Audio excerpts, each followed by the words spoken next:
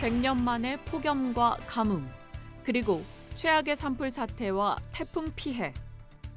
기후위기라 말로만 걱정했던 일은 이변이 아닌 일상이 되었고 오늘 당장 누구에게나 닥칠 수 있는 일이 됐습니다. 결국 한때 탈원전 기조를 외치던 세계 각국은 다시 원자력에 집중하고 있는데요. 지금까지 원자력을 고려하지 않던 국가들도 원자력을 새롭게 받아들이고 있습니다.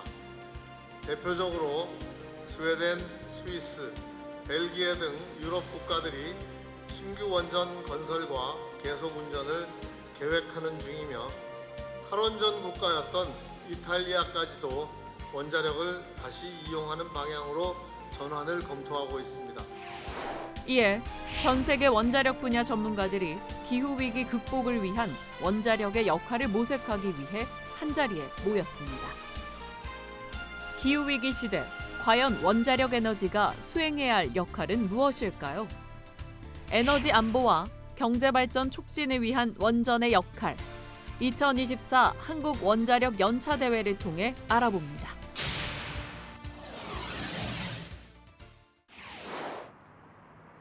지난 4월 국내 최대 규모의 원자력 분야 국제 행사가 부산에서 막을 올렸습니다. 원자력 가족 여러분과 국내외 내빈 여러분, 오늘 여러분을 모시고 제39회 한국 원자력 연차대회를 개최하게 되었습니다.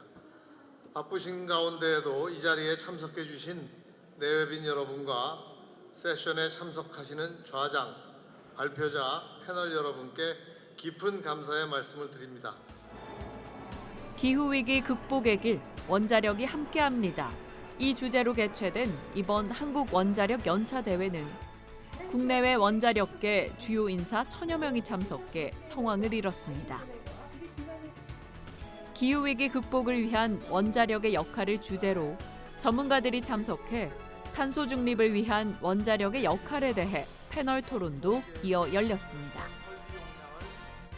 또한 많은 전문가들은 원자력이 높은 에너지 밀도를 갖춘 에너지원으로 탈탄소를 위한 현실적인 대안임을 강조하며 업계의 미래 비전에 대해 제시하기도 했는데요. 이번 연차대회는 39번째 시행되는 행사로서요.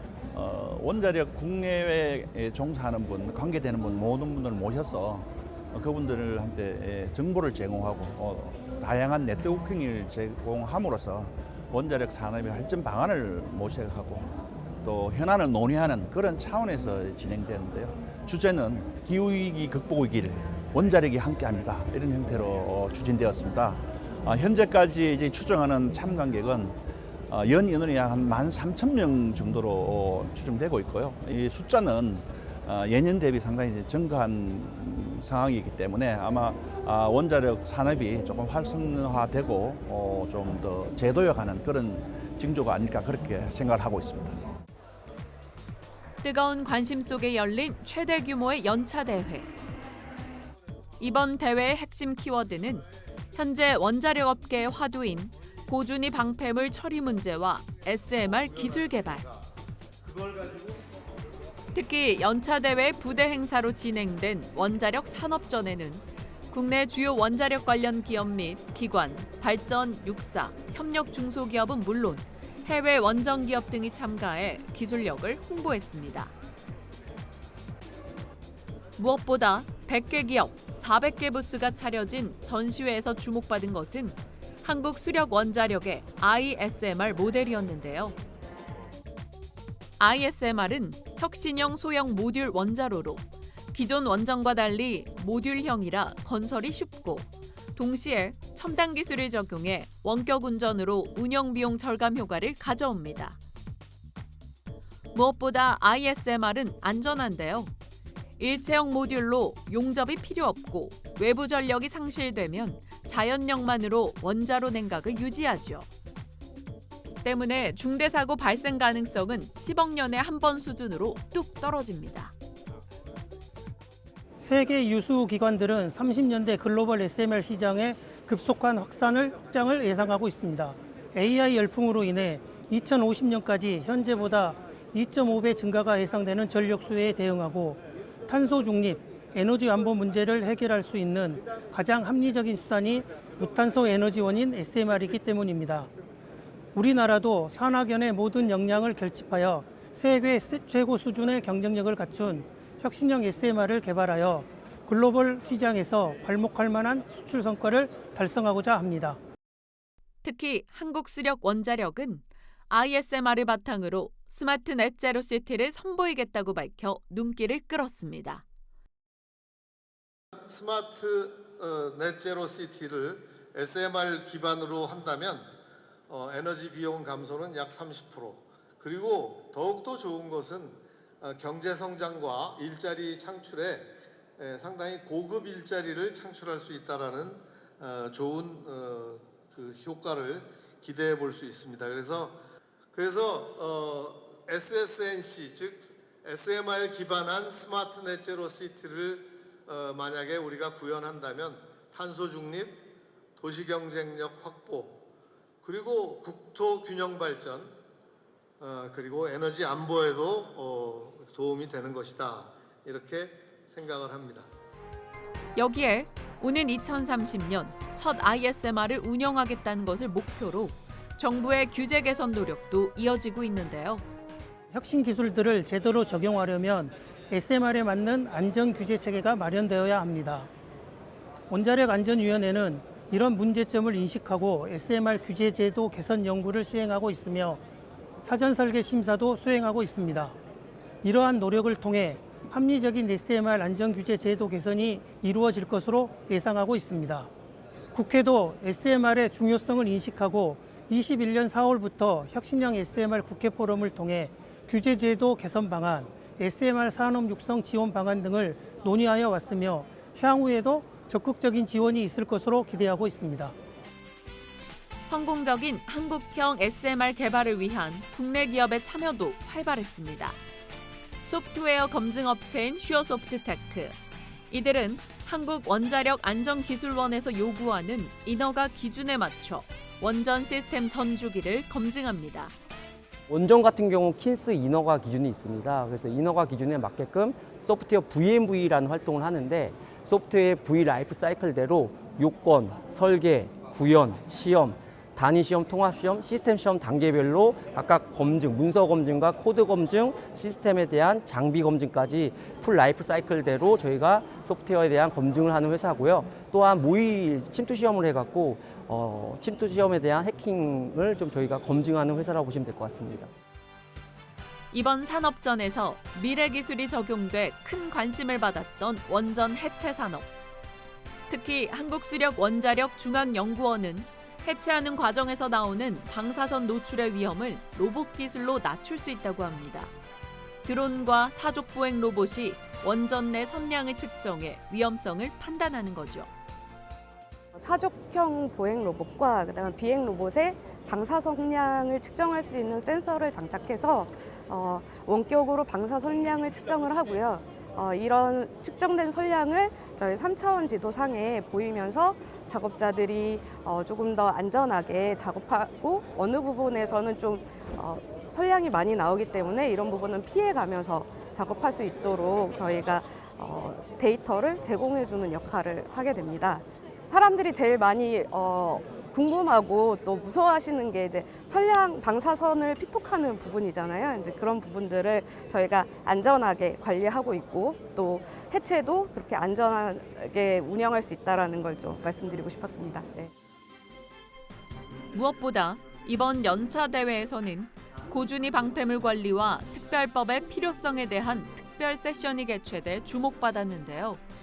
서울대 최성열 교수가 사회를 맡아 진행된 특별 세션에서는 고준위 방패물 관리 문제의 원인과 접근 방법을 제시하는가 하면 지금까지의 특별법 제정 추진 경위를 바탕으로 특별법 제정 촉구를 강조했습니다.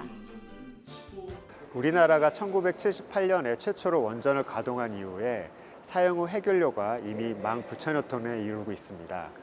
이 사용 후 해결료는 현재 원전 내 저장 시설에 저장이 되어 있는데요. 이 저장 시설도 2030년부터는 포화될 것으로 예상이 됩니다. 이에 대한 근본적인 해결책은 고준위 방패장을 확보하는 것인데 이는 원전 운영국이라면 반드시 해결해야 될 필수 과제입니다. 다만 고준위 방패장 건설은 약 40년에 이르는 장기간이 소요되는 사업이기 때문에 한시적으로는 원전 부진의 건식 저장 시설 확충이 필요한 사항입니다. 이를 위해 원전 지역 주민들과의 의견 수렴, 소통이 매우 중요하고요. 이 건식 저장 시설을 확보하기 위한 특별법 마련도 매우 필요한 사항입니다. 세계 10대 원전 운영국 중 한국은 유일하게 고준위 방패장을 향해 단 한 걸음도 떼지 못한 상황입니다. 2030년부터 사용 후 핵연료 저장 시설은 포화될 예정으로 최악의 경우에는 원전이 중단될지도 모릅니다. 만약 우리나라 전력 공급의 30%를 차지하는 원전이 멈춰선다면 에너지 수입은 늘어날 것이고 결국 에너지 안보가 약화되는 걸 피할 수 없습니다. 2022년에 개정된 EU 텍소노미와 같이 국제적인 질서가 원자력을 이용하는 과정에서 발생되는 방패물의 최종적인 관리 방안까지 함께 고민해서 구체적인 계획을 수립해서 이행하도록 요구를 하고 있습니다. 따라서 만약에 우리 고준위 방패물에 대한 우리나라의 그런 특별법 제정이라든지 이런 노력들이 더 지연된다면 우리 원전의 유럽 지역 수출이나 이런 국제 경쟁력 측면에서 상당히 큰 지장을 가져올 것이라고 생각을 합니다.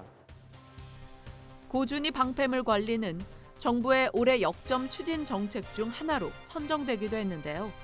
고준위 특별법 제정은 국민의 안전을 지키고 미래 세대의 부담을 해소할 수 있는 유일한 해결 방안이라고 강조했습니다.